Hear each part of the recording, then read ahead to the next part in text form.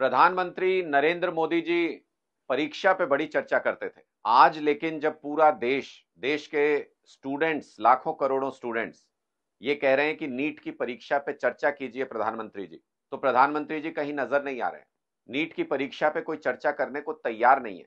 कैसे नीट का paper leak हुआ, कैसे कई बच्चों के पूरे पूरे मार्क्स आए, किस तरीके से एक ही सेंटर जो भारतीय जनता पार्टी के नेता का था वहां पर ग्रेस मार्क्स दे करके पूरे नंबर दिए जाते हैं नीट की परीक्षा में, इसकी जांच होनी चाहिए, इसके ऊपर चर्चा होनी चाहिए। लेकिन अब प्रधानमंत्री जी परीक्षा पे चर्चा नहीं करते हैं।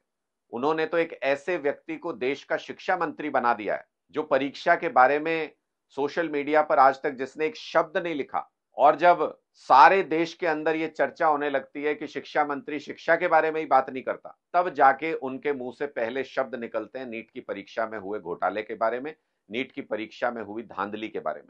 उन्होंने इन्हीं धर्मेंद्र प्रधान को हरियाणा के अंदर चुनाव का प्रभारी बना के भेज दिया। हरियाणा के युवाओं की नजर में धर्मेंद्र प्रधान शिक्षा मंत्री के तौर पर पहले से ही विलेन बन चुके हैं। उनका भविष्य बर्बाद करने वाले व्यक्ति के रूप में हरियाणा के स्टूडेंट्स उनको जानते हैं, और ऐसे व्यक्ति को आपने हरियाणा में चुनाव प्रबंधन के लिए भेज दिया। अरे शिक्षा मंत्री से शिक्षा का उद्धार कराइए, शिक्षा व्यवस्था को दुरुस्त कराइए।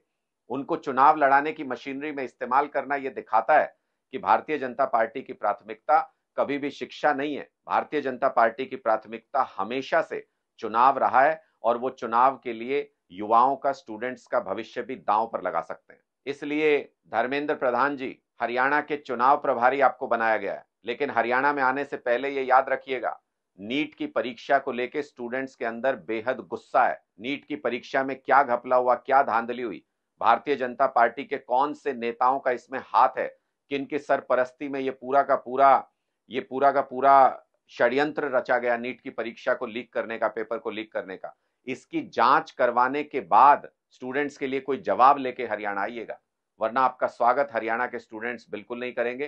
काले झंडों के साथ हरियाणा में स्वागत होगा, हरियाणा के अंदर विरोध होगा। स्टूडेंट्स आपको यहां पर चुनाव प्रबंधन तो छोड़िए, यहां पर आपको एक सभा तक करने नहीं देंगे। इसलिए शिक्षा मंत्री होने का दायित्व सबसे पहले निभाइए, और इस पूरी नीट की परीक्षा की जांच करा के सही तरीके से पता कीजिए कौन से भारतीय जनता पार्टी के नेता इस षड्यंत्र में शामिल हैं, किनकी सरपरस्ती में ये पूरा का पूरा पेपर लीक का कांड हुआ है। इसकी सही से जांच करके स्टूडेंट्स को उत्तर मिलना चाहिए। दोबारा परीक्षा की जरूरत है, दोबारा परीक्षा होनी चाहिए।